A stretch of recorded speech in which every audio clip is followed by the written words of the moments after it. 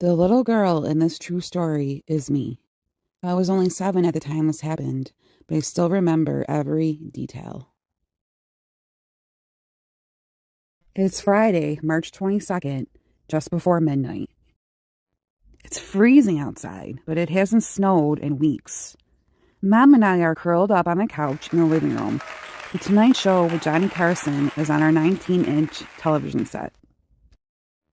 My big brother, Jimmy, is sleeping over his friend Ronnie's, 3 houses down. My other siblings, Jennifer and Jeff, have been asleep in their bedrooms for the last few hours. Dad left for work 20 minutes ago. He works the graveyard shift. Johnny Carson is telling jokes I don't understand. The audience keeps laughing at him, but I don't know why he's so funny. Maybe it's because I'm only 7. In the middle of the monologue, Mom shuts off the television. "Time for bed," she tells me. She turns off the lights and escorts me back to my bedroom. My raggedy, pale yellow blanket is dragging behind me. I have had it since I was a baby, and I still can't sleep without it. Halfway down the hallway, the back doorbell rings. It isn't a typical ring. It's frantic and constant. Mom looks at me warily. "What on earth could that be?" she whispers. I shrug my shoulders. "Maybe it's your brother because he forgot something," Mom asks. A gut feeling tells me it isn't him. "Mom, you wouldn't ring the doorbell like that," I whisper. Something is wrong.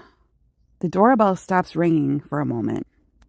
It's just enough time for fear to gush through my body as loud, repetitive pounding on the door begins. Someone is outside of our back door.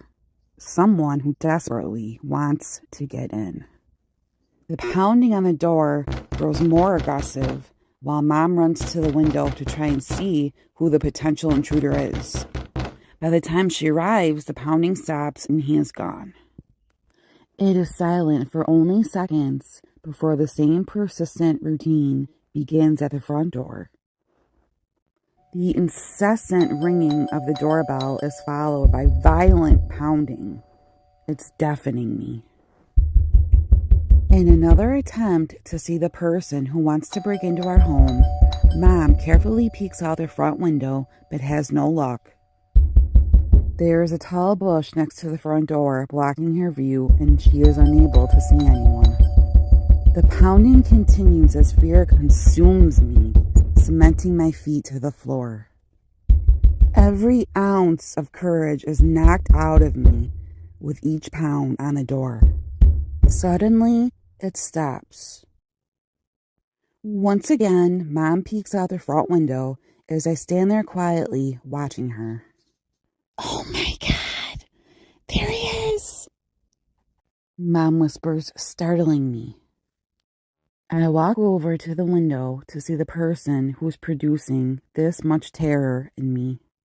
He is pacing under the streetlight in front of our house. His blonde, shoulder-length curly hair is sticking out of the hood of his black sweatshirt, but I can't make out his facial features. He is carrying a dark-colored sack in one hand and holding an object in the other. My legs tremble as an eerie silence fills the room. Suddenly, I gasp as he bolts back towards our house. "Janelle, he's coming back!" Mom shrieks.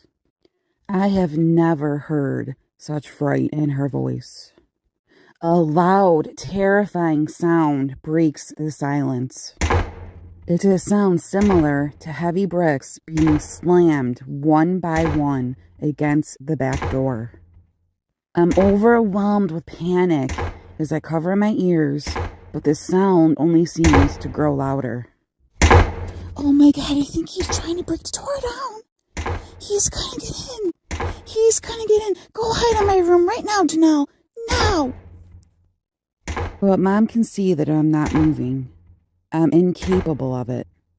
She comes to my side and quickly guides me back to her room. "Stay here and keep the door closed. I'll be right back," Mom promises.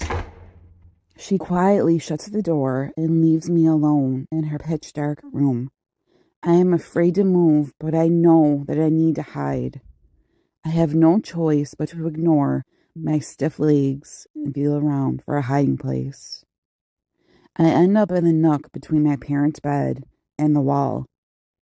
The moments I spend here alone in the dark, waiting for my mom's return, paralyze me.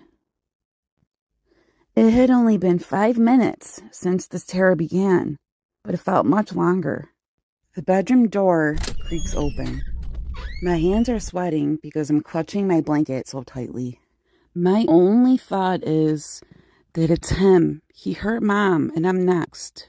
My breath escapes me as sweat beads form around my forehead. Just then, I hear Mom's voice. "Janelle, are you in here?" she whispers. A sigh of relief overcomes me.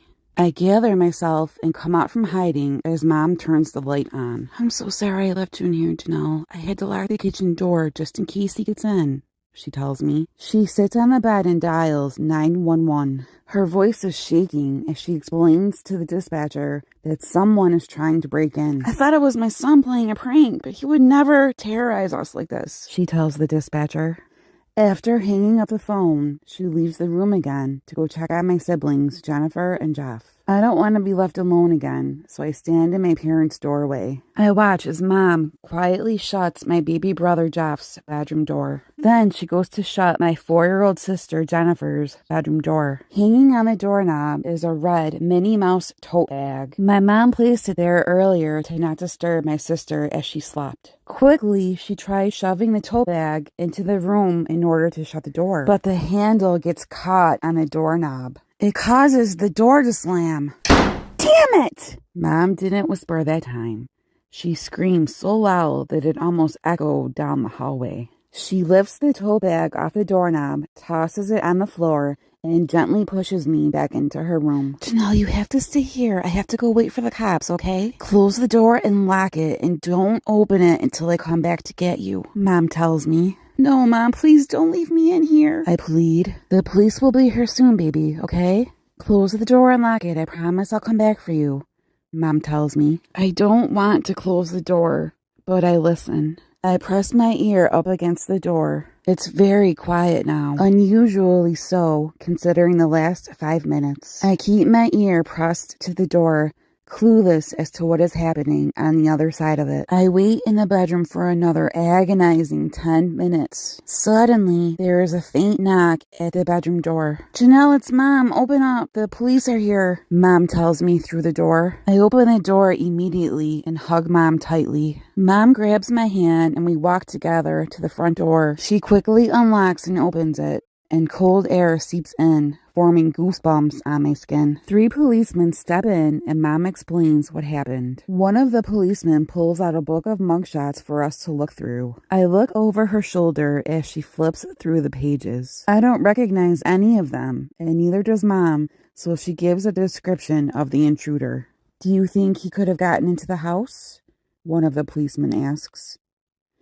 "I don't know. The kitchen door was locked, but he may have gotten into the landing, and that leads to the basement," Mom tells him. "He could be hiding down there. We have to go check it out," the policeman suggests. He makes his way downstairs with another policeman.